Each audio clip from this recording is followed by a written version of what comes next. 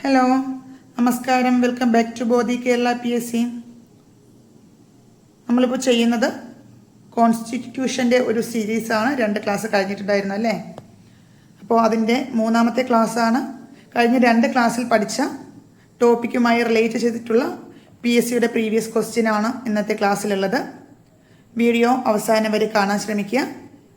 ഓരോ ക്വസ്റ്റ്യനും ആൻസർ പറയുന്നതിന് മുന്നേ തന്നെ നിങ്ങൾ ആൻസർ മാർക്ക് ചെയ്യാൻ ശ്രമിക്കുക. കഴിഞ്ഞ 2 ക്ലാസ്സിൽ നന്നായിട്ട് പഠിച്ചവർക്ക് തീർച്ചയായിട്ടും ഇത് ചെയ്യാൻ പറ്റും. സ്പീഡ് കൂടിപ്പോയി എന്ന് തോന്നുകയാണെങ്കിൽ ഒന്ന് പോസ്റ്റ് ചെയ്ത് ഓരോ ക്വസ്റ്റ്യൻ്റെയും ആൻസർ കണ്ടുപിടിച്ചതിന് ശേഷം അടുത്ത ക്വസ്റ്റ്യനിലേക്ക് പോവുക. നമുക്ക് ക്ലാസ്സിലേക്ക് കടക്കാം. ആദ്യത്തെ ക്വസ്റ്റ്യൻ, ഇന്ത്യൻ ഭരണഘടനാ ശില്പി എന്നറിയപ്പെടുന്നത് ആരെയാണ്? ഇന്ത്യൻ ഭരണഘടനാ ശില്പി എന്നറിയപ്പെടുന്നത് ആരെയാണ്? Doctor BR Ambedkar, Jawaharlal Nehru, KM Munshi, TT Krishnamachari. TT Krishnamachari അല്ല, VT കൃഷ്ണമാചാരിയാണ്. അത് ക്വസ്റ്റ്യൻ PSCക്ക് ക്വസ്റ്റ്യൻ ഇട്ടപ്പോൾ ഒരു ചെറിയ മിസ്റ്റേക്കാണ്. VT കൃഷ്ണമാചാരി. VT കൃഷ്ണമാചാരിയെ കുറിച്ച് നമ്മൾ കേട്ടിട്ടുണ്ടല്ലേ? ആരാണ്? ഇന്ത്യൻ ഭരണഘടനയുടെ ശില്പിയാണോ? അല്ല, അത് കോൺസ്റ്റിറ്റ്യൂവന്റ് അസംബ്ലിയുടെ വൈസ് പ്രസിഡന്റ് ആയിരുന്നു. മുൻഷിയെക്കുറിച്ച് നമ്മൾ ഇതുവരെ പഠിച്ച ടോപ്പിക്കിൽ കേട്ടിട്ടില്ല. പക്ഷെ അത് നമ്മൾ അടുത്ത കമ്മിറ്റികൾ എന്നുള്ള ഭാഗം പഠിക്കുമ്പോൾ മനസ്സിലാവും. ജവഹർലാൽ നെഹ്റു എന്ന് പറയുന്നത് കോൺസ്റ്റിറ്റ്യൂഷന്റെ പ്രിയാമ്പിളിന്റെ ആദ്യ രൂപമായ ഒബ്ജക്റ്റീവ് റെസൊല്യൂഷൻ അവതരിപ്പിച്ച വ്യക്തിയാണ്. പിന്നെയുള്ള doctor BR Ambedkar. Doctor BR Ambedkar ആണ് ഭരണഘടനാ ശില്പി എന്നറിയപ്പെടുന്നത്. അപ്പോൾ ഇന്ത്യൻ ഭരണഘടനയുടെ ശില്പി എന്നറിയപ്പെടുന്നത് ഡോക്ടർ BR അംബേദ്കർ. ഇന്ത്യൻ ഭരണഘടനാ ദിനമായി ആചരിക്കുന്നത് എന്ന്? ഓഗസ്റ്റ് 15 സ്വാതന്ത്ര്യദിനം അന്നാണോ? അല്ല. ഒക്ടോബർ 2 ഗാന്ധി ജയന്തി അന്നും അല്ല. ജനുവരി 26 റിപ്പബ്ലിക് ഡേ അന്നുമല്ല. പിന്നെയുള്ള നവംബർ 26 എന്ന് പറഞ്ഞാൽ constituent assembly Indian constitution adopt ചെയ്യുന്ന ദിവസം. ആ ദിവസമാണ് ഇന്ത്യൻ ഭരണഘടനാ ദിനമായി ആചരിക്കുന്നത്. എന്നാണ്? നവംബർ 26. ക്യാബിനറ്റ് മിഷൻ ഇന്ത്യയിൽ എത്തുമ്പോൾ ആരായിരുന്നു ഇന്ത്യൻ വൈസ്രോയി? ഡഭരിൻ പ്രഭു, ഇർവിൻ പ്രഭു, വേവൽ പ്രഭു, റീഡിംഗ് പ്രഭു. ആരായിരുന്നു? നമ്മൾ പഠിച്ചതാണ്. ക്യാബിനറ്റ് മിഷൻ ഇന്ത്യയിലേക്ക് വരുന്നത് ബ്രിട്ടീഷ് പ്രൈം മിനിസ്റ്റർ ആയിരുന്ന ക്ലെമന്റ് അറ്റ്ലി പറഞ്ഞിട്ടാണ്. അന്ന് ഇന്ത്യയിലെ വൈസ്രോയി ആരായിരുന്നു? വേവൽ പ്രഭു ആയിരുന്നു. ക്യാബിനറ്റ് മിഷൻ പ്ലാൻ അനുസരിച്ച് ഭരണഘടനാ നിർമ്മാണ സഭയിലെ അംഗസംഖ്യ എത്രയാണ്? അംഗസംഖ്യയെക്കുറിച്ച് ഡീറ്റെയിൽ ആയിട്ട് നമ്മൾ പഠിച്ചു. മുസ്ലിം ലീഗ് ഇന്ത്യയുടെ വിഭജനം കഴിഞ്ഞ് മുസ്ലിം ലീഗ് പിരിഞ്ഞു പോകുന്നതിന് മുന്നേയും ശേഷവുമുള്ള കാര്യങ്ങൾ രണ്ടും പഠിച്ചിട്ടുണ്ടായിരുന്നു.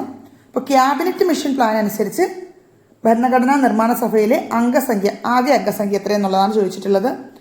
ഓപ്ഷൻ 395, 389, 391, 372. ഒരു ഡൗട്ടും ഇല്ല, 389. ക്യാബിനറ്റ് മിഷനെ ഇന്ത്യയിലേക്ക് അയച്ച ബ്രിട്ടീഷ് പ്രധാനമന്ത്രി ആരാണ്? നമ്മൾ തൊട്ട് മുന്നേ പറഞ്ഞാൽ ആരാണ്?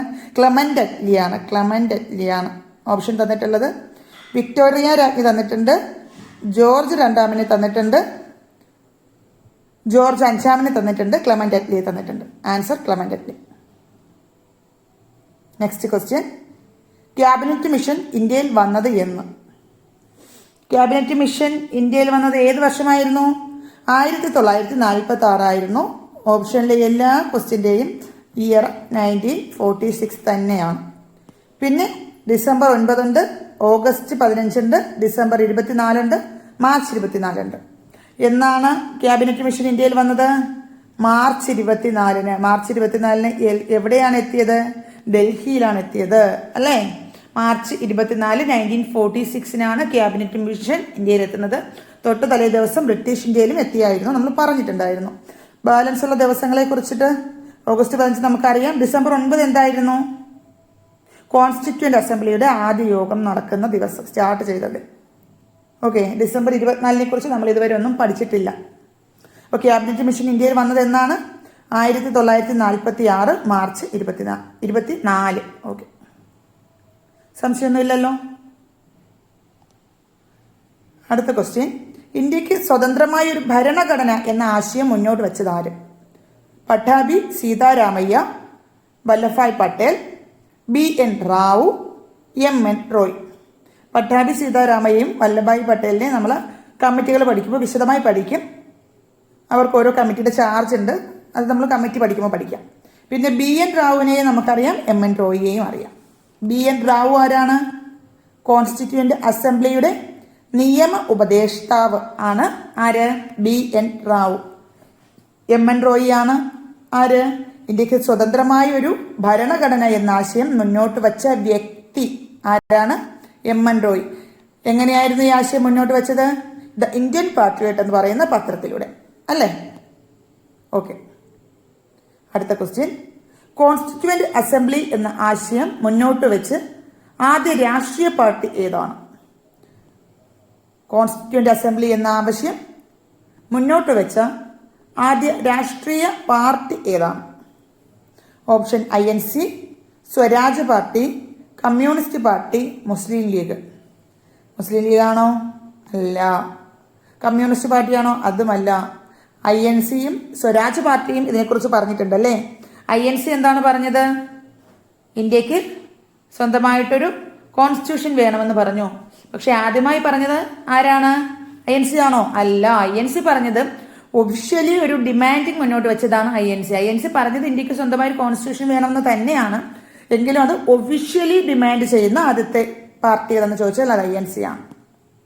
പക്ഷെ ഈ ആവശ്യം മുന്നോട്ട് വെച്ച ആദ്യ രാഷ്ട്രീയ പാർട്ടി ഏതാണെന്ന് ചോദിച്ചാൽ അത് സ്വരാജ് പാർട്ടിയാണ്. സ്വരാജ് പാർട്ടി ആരാണ് സ്ഥാപിച്ചത്? മോത്തിലാൽ നെഹ്റുവാണ് സ്ഥാപിച്ചത്. ഏത് വർഷമായിരുന്നു ഇങ്ങനത്തെ ആവശ്യം മുന്നോട്ട് വരുന്നത്?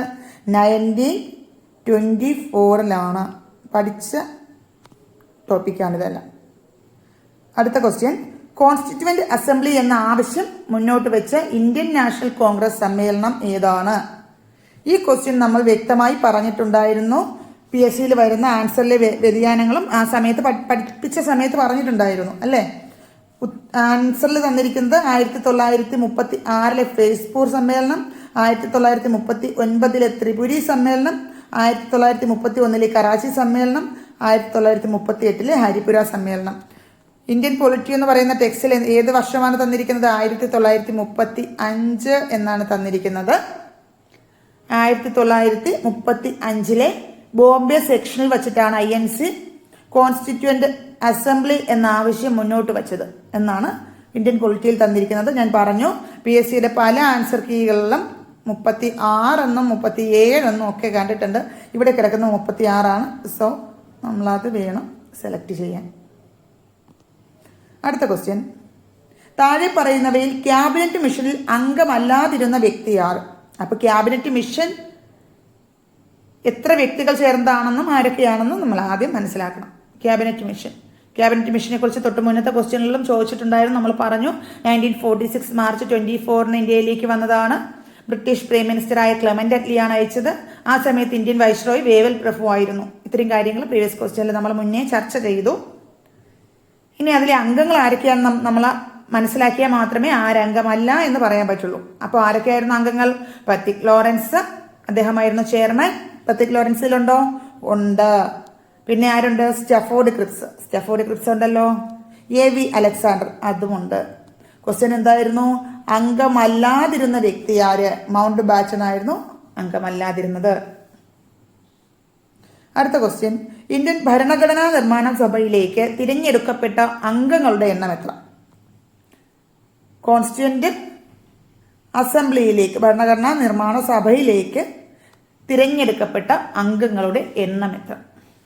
വിശദമായ പോർഷൻ നോക്കിയതാണ്. ടോട്ടൽ മെമ്പേഴ്സ് എത്രയാണ്? അത് 389 ആണ്. അതിൽ കുറച്ച് നോമിനേറ്റ് ചെയ്യപ്പെട്ടവരും കുറച്ച് പേർ ഇലക്ട് ചെയ്യപ്പെട്ട മെമ്പേഴ്സുമായിരുന്നു. നോമിനേറ്റ് ചെയ്യപ്പെട്ടവരുടെ എണ്ണം 93, ഇലക്ട് ചെയ്യപ്പെട്ടവരുടെ എണ്ണം 296 ഓർമ്മയുണ്ടാവുമോ? ഈ 296 പേരിൽ 4 പേരെ ചീഫ് കമ്മീഷണേഴ്സ് പ്രൊവിൻസിൽ നിന്നും, ബാലൻസ് 292 പേരെ 11 ഗവർണേഴ്സ് പ്രൊവിൻസിൽ നിന്നുമാണ് ഇലക്ട് ചെയ്തത്. ശരിക്കുമുള്ള ആൻസർ 292 ആണ്. ഇങ്ങനൊരു ആൻസർ ഇതിലുണ്ടോ? ഇല്ല. ഇതിൽ 95ഉണ്ട്, 385ഉണ്ട്, 285ഉണ്ട്, 292 ഉണ്ട്. അപ്പോൾ നമ്മൾ എഴുതുക ഈ 292. ഇതിൻ്റെ ക്വസ്റ്റ്യൻ ചിലപ്പോൾ ക്യാൻസൽ ആക്കിയേക്കാം. അപ്പോൾ 292 എഴുതുക. ഉള്ളതിൽ നമ്മുടെ ആൻസറുമായിട്ട് അടുത്ത് നിൽക്കുന്നത് ഈ ക്വസ്റ്റ്യൻ, ഈ ആൻസറാണ്, ഈ ഓപ്ഷൻ എ ആണ്. ഓക്കെ.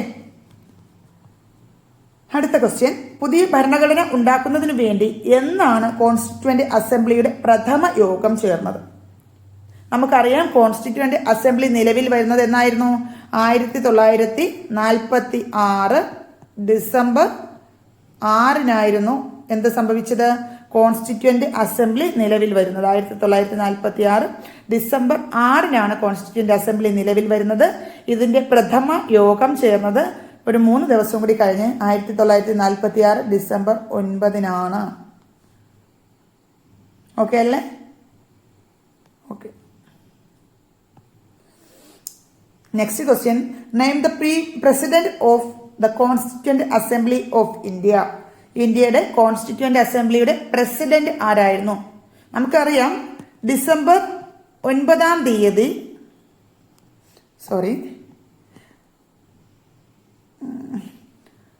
ഡിസംബർ 9 യോഗം ചേർന്ന ഫസ്റ്റ് മീറ്റിംഗിന്റെ സമയത്ത് ആരായിരുന്നു പ്രസിഡന്റ്?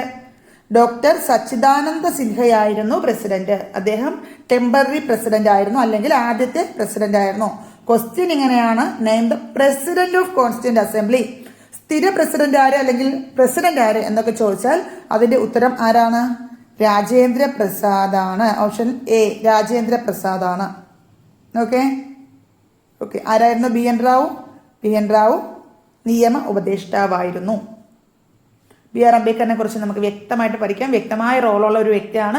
അത് ഡ്രാഫ്റ്റിങ്ങിന്റെ സമയത്ത് നമുക്ക് പഠിക്കാം. കമ്മിറ്റികളുടെ നമ്മുടെ മേജർ ആൻഡ് മൈനർ കമ്മിറ്റി പഠിക്കുമ്പോൾ പഠിക്കാം. ഇതുവരെ പറഞ്ഞിട്ടില്ലാത്തത് കൊണ്ട് പറയുന്നില്ല എന്നേ ഉള്ളൂ. അടുത്ത 2 ക്ലാസ്സിലായിട്ട് നമ്മൾ കമ്മിറ്റികളെ ഒന്ന് തീർത്ത് ഈ ഒരു സെക്ഷൻ തീർക്കും. ആ സമയത്ത് ഈ ഓപ്ഷനുകൾ തന്ന മിക്കവാറും എല്ലാ വ്യക്തികളും അതിനകത്ത് തന്നെ കയറി വരും. നമുക്ക് ഈ ഭാഗത്തു നിന്ന് ക്വസ്റ്റ്യൻ ചോദിക്കുമ്പോൾ അതിന്റെ ഓപ്ഷനിലുള്ളവരെല്ലാം തന്നെ കോൺസ്റ്റിറ്റ്യൂവന്റ് അസംബ്ലിയായിട്ട് റിലേറ്റ് ചെയ്യപ്പെട്ടവർ തന്നെയാണ്. അല്ലാതെ പുറത്തുനിന്ന് അങ്ങനെ ആരെയും 1 2 ജസ്റ്റ് ഏതെങ്കിലും ഒരു ക്വസ്റ്റ്യനിൽ ഒരാൾക്ക് വരുന്നത് അല്ലാതെ വരാറില്ല.